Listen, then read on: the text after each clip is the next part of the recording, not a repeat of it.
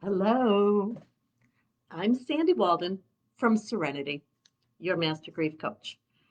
If you're joining me, please give me a wave, say hello, let me know how this resonates with you. Again and again and again, I'm reminded we just don't know what we don't know. So here's an amazing example. Yesterday, I'm in this office working with one of my amazing clients. Hello, Chris. I'm so glad you popped on. And as I'm sitting here, I see a sheriff's car pull into my drive or pull up in front of the house. And I didn't think much of it. And then the doorbell rang. Well, there's no voices and no one knocked on my office door, so I put it out of my head. But it got really interesting. When I finished up the session with my client, be assured she had my attention. I kind of forgot about it. Hubby came up to me and said, "By the way, a sheriff was here and he was looking for you." Whoa! Now he had my full, undivided, complete attention. Me, little old me. Turns out I had stopped to get gas that yesterday, and the gas station reported that I drove off without paying. Be assured, that's not what happened.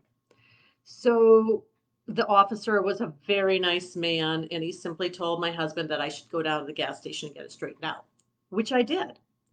So I went down to the gas station, and of course, I had proof that I had paid, and they were very friendly, very helpful. They simply made a mistake. They didn't know. They didn't know. Somebody had driven off without paying. They don't get an immediate alert on the pump. Somehow they have to sort back. So they had it between three different cars, me and two others. They didn't know. Because they didn't know, they somehow zeroed in on me.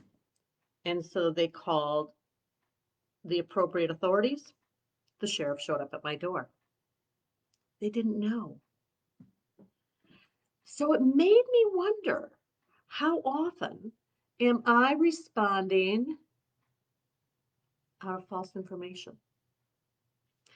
So often when we're grieving, we're really, really hurt because somebody hasn't called or showed up. And I remember in those days of deepest grief, the default position for me was they must not care.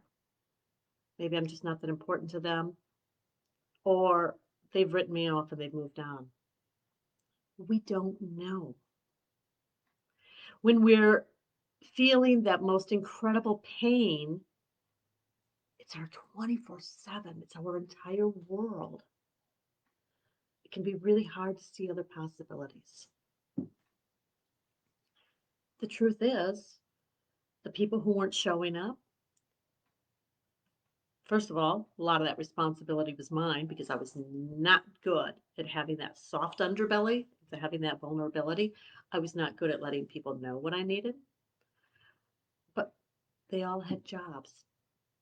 They all had relationships. Many of them had children. And I don't know what other peripheral things were happening for them. I didn't know.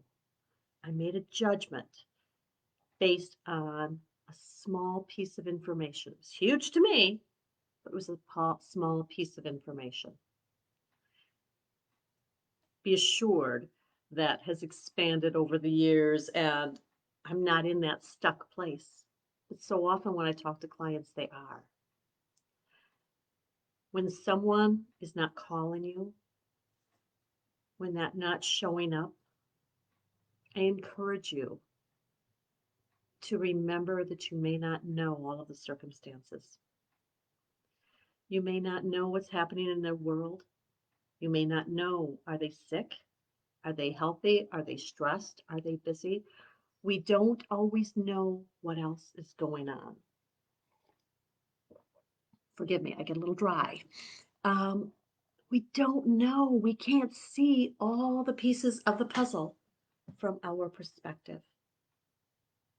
That wonderful young man at the filling station did what he thought was right based on the little piece of information he had.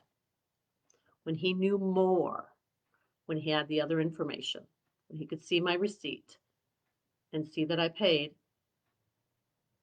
he had to go look further and find out who had driven off, but he put it to rights with me. And by the way, he even called the sheriff's department and let them know it was all good.